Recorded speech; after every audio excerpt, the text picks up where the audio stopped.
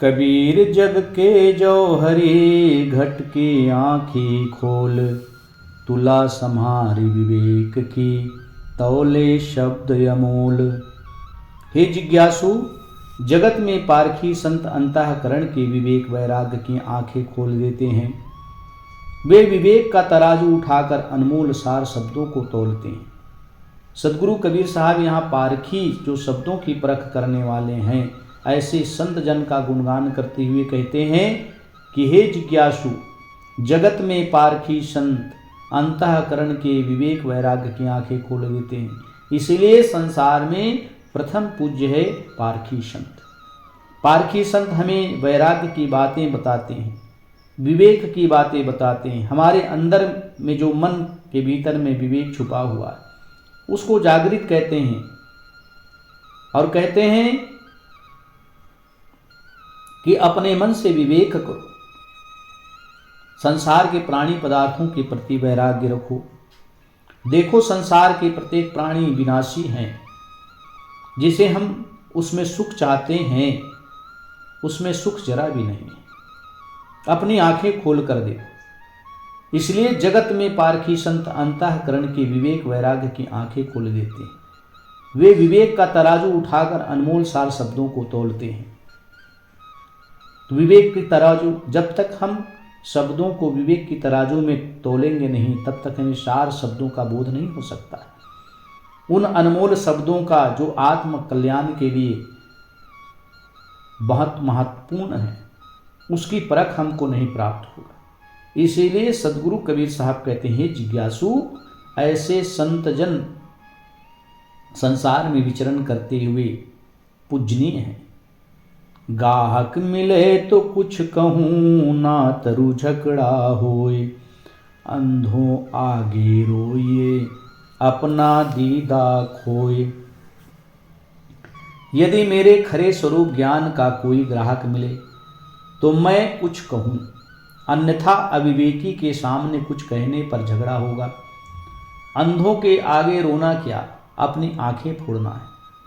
सदगुरु कबीर साहब कहते हैं, गाहक मिले तो कुछ कहूँ। आत्मज्ञान, ज्ञान की बातों का ग्रहण करने वाला हो, आत्मज्ञानी हो, तो उसे कुछ ज्ञान की बातें, उसे स्वरूप की ज्ञान बातें, ध्यान की बातें बताई जा सकती है।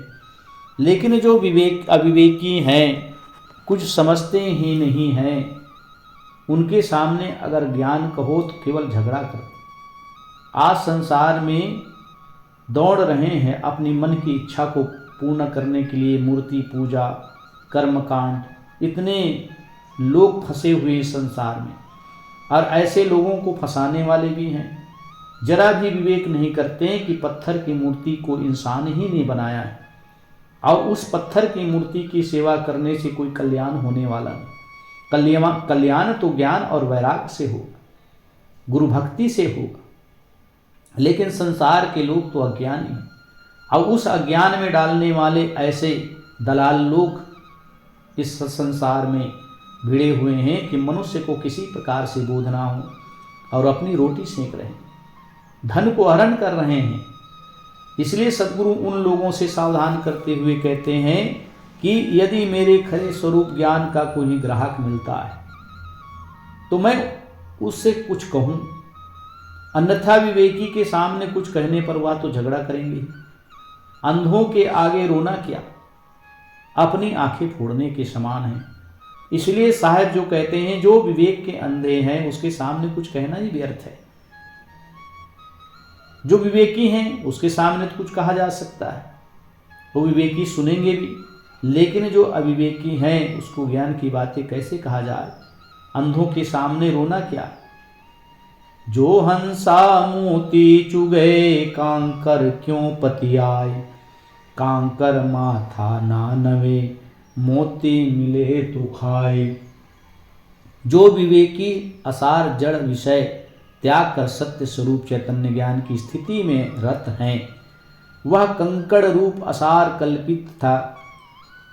कल्पित कहानी कथा में कब विश्वास करेगा। वह कंकड़ के लिए मस्तक नहीं झुकाएगा, मोती मिलने पर ही उसे चुगेगा। विवेकी पुरुष असार मतों के सामने नहीं झुकेगा, यथार्थ ज्ञान मिलने पर ही उसका आदर करेगा। इसीलिए सदगुरु कहते हैं, देखिए सदगुरु कबीर साहब जड़ चेतन के इतने परम विद्वान थे, परम संत थे। सदगुरु कबीर साहब को जड़ और चेतन के विषय में बताते हैं कि जो विवेकी हैं, जो अपना कल्याण करना चाहते हैं, वो आसार को क्यों ग्रहण कर देगा। आसार क्या है? संसार के जड़ विषय आसार हैं, उसके पीछे संत जो है भागते नहीं हैं, वो तो कल्याण के पीछे भागते हैं और आसार से विषयों से सावधान रहते हैं। संसार के विषय का चिंतन ना करके आत्मचिंतन करते हैं और संसार के विषयों से वैराग्य रहते हैं। हमेशा जितनी आवश्यकता शरीर के लिए उतनी ही काफ़ी है, उसी में मस्त रहते हैं और अपने मन और इंद्रियों को संयमित कर साधना की जीवन जीते हैं। सदगुरु कबीर साहब कहते हैं, वह आसार को क्यों ग्रहण करेगा, संसार में कल्पित कथा कहानी में क्यों विश्वास रखेगा, क्योंकि वह विवेकी है।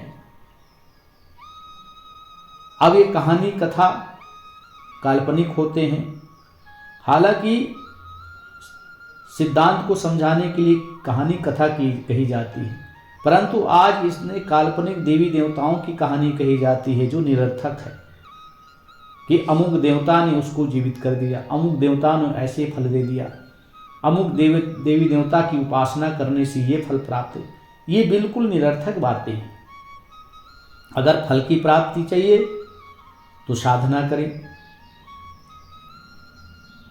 और सांसारिक भोग वस्तुओं की प्राप्ति चाहिए तो मन लगाकर कार्य करने से ही मिलता है। लेकिन कल्याण की बातें, अगर वास्तविक में कल्याण करना चाहते हैं तो विवेकी संतों से ज्ञान की प्राप्ति करें और आत्मज्ञान की प्राप्ति करना चाहते हैं तो अपनी सुरति को संसार से हटाकर अपनी आत्मा में लगाएं।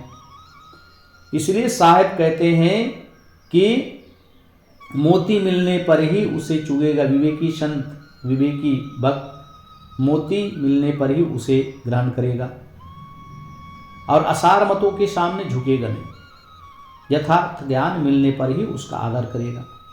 हंसा बगुला एक सा मान सरोवर माही, बग्गा ढिंढोरा माछरी हंसा मोती खाही। मान सरोवर में हंस बगुले दोनों एक रंग के विचरते हैं। जिस प्रकार से साहब उदाहरण देकर कहते हैं, मान सरोवर में हंसा और बगला दोनों निवास करते हैं और उसी में विचरण करते हैं, परंतु हंसा और बगुला की क्या पहचान है। साहब कहते हैं, बगुला तो मछली खोजता है और हंस मोती चुगता है।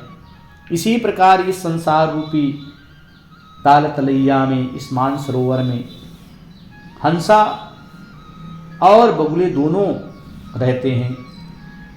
हंसा उसे कहते जो निर्छिर विवेक करता है, जो सत्य को ग्रहण कर सत्य का ही मोती चुगता है। खान पान में एक तो पवित्रता रखता है और नाना प्रकार के कल्पित देवी देवताओं की उपासना में नहीं पड़ती। हंस उसी को कहा जाता है जो निर्छिर का विवेक कर केवल क्षीर को ही ग्रहण कर लेता है।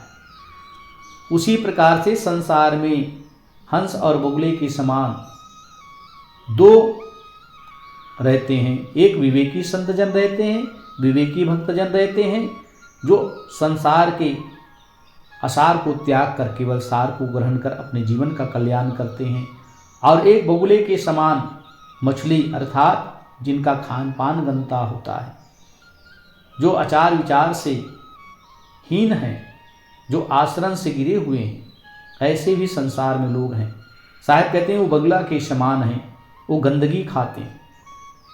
संसार में एक सदृश वेश में अनेकों मनुष्य घूमते हैं, परंतु अच्छे बुरे की परख उनके आचरण से होती है। साधु का वेश धारण करके संसार के लोग उसमें ठगा जाते हैं। साधु का वेश देखते हैं तो कहते हैं ये साधु हैं। अरे साधु का मतलब होता है जिनका रहनी आचरण संपन्न होते हैं, किसी प्रकार से नशा, किसी प्रकार से मद्य मांस को ग्रहण नहीं करते, हाथ तक नहीं लगाते, जबकि संसार को और शिक्षा देते हैं कि किसी प्रकार से दुर्गुण का सेवन ना करो। लेकिन ऐसे नंगे बाबा होते हैं ऐसे अघोरी बाबा होते मुर्दे को भी चबा के खा जाते, तो क्या वो साधना करते हैं? और संसार के लोग उसी की पूजा में लगे रहते हैं। तो ये धोखा है, ऐसे जीव का कभी कल्याण नहीं हो सकता। चंदन गया विदेश रे, सब कोई कहे पलास, ज्यों ज्यों चूल्हे झोंकिया, त्यों तो अधिक सुवास। चंदन की लकड़ी कहीं विदेश ले जाई गई, लोग अपने अनभिज्ञतावश उसे पलास कहने लगे, परंतु जैसे जैसे उसे चूल्हे में लगाते गए, चूल्हे में डालते गए, वैसे वैसे उसकी सुगंधी निकलती गई। तब लोगों को पता चला कि यह चंदन है। अपरिचित में ज्ञानी पुरुष का महत्व तो लोग नहीं समझते, परंतु धीरे धीरे उनके ज्ञान आचरण से लोगों में उनका महत्व प्रकट हो जाता है। साहब कहते हैं जो चंदन के अनभिज्ञ है, जो परख नहीं करते, तो साहब उदाहरण देकर कहते हैं चंदन को विदेश ले जाया गया, लेकिन लोग समझने लगे कि ये साधारण सी लकड़ी है और उसे जलाया गया, चूल्हे में डाला गया। जब उसकी सुगंधी जलने पर सुगंधी जब फैलती गई, तब लोग को समझ में आया कि तो यह तो चंदन की लकड़ी है। उसी प्रकार से जो ज्ञानी पुरुष हैं, जो संत, अच्छे संत जन हैं, जब उनके ज्ञान और विचार को सुनते हैं, तब लोगों को समझ में आता है कि आचरण संपन्न संत हैं और इनके ज्ञान को ग्रहण करने से ही जीवन का कल्याण होगा। एक चंभा देखिया हीरा हाट बिकाए, परखन हारा बाहिरो कौड़े बदले जाए। बाजार में हीरा बिक रहा था, वहाँ एक आश्चर्य देखा कि उसका परखने वाला ऐसा पागल था कि हीरा का महत्व न जानने से वह कौड़ी के बदले में भी नहीं लेना चाहता था।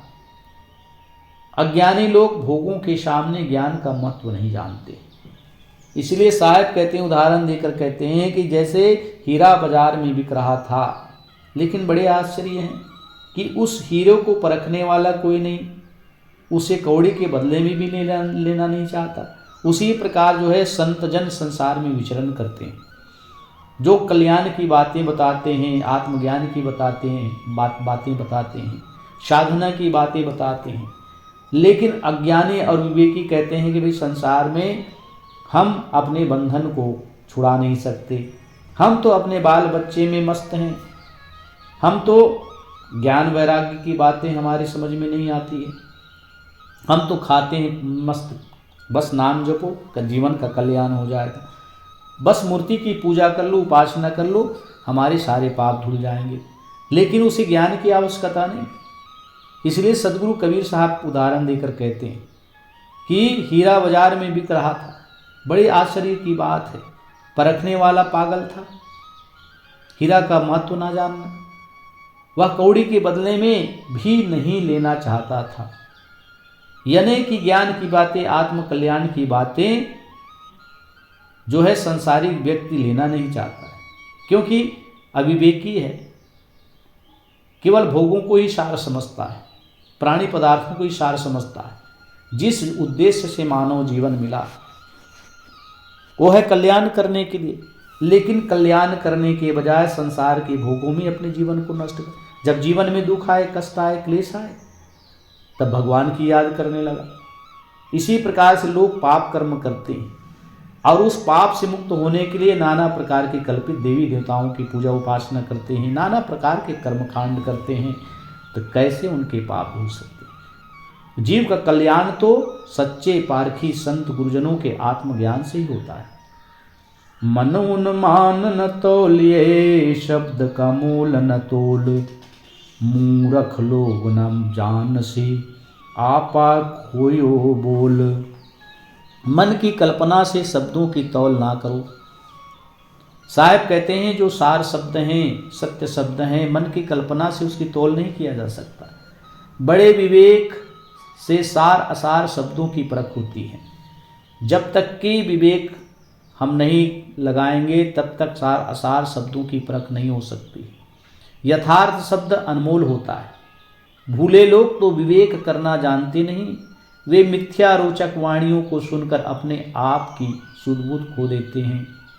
सदगुरु कबीर साहब कहते हैं कि मन की कल्पना से सार शब्दों को, ज्ञान की शब्दों को, कल्याण की शब्दों की तुलना नहीं किया जा सकता।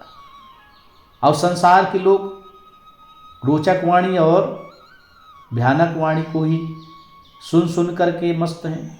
कहे कल भजन करोगे तो वैकुंठ मिलेगा, शिव जी की भजन करोगे शिवलोक मिलेगा।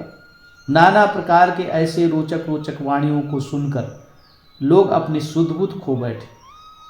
ऐसी कथा कहने वाला भी है। शिव जी के ऊपर एक लोटा जल चढ़ाओ, बेल पत्री चढ़ाओ, तुलसी की पत्री चढ़ाओ, तुम्हारी ये मनोकामना पूर्ण हो जाएगी।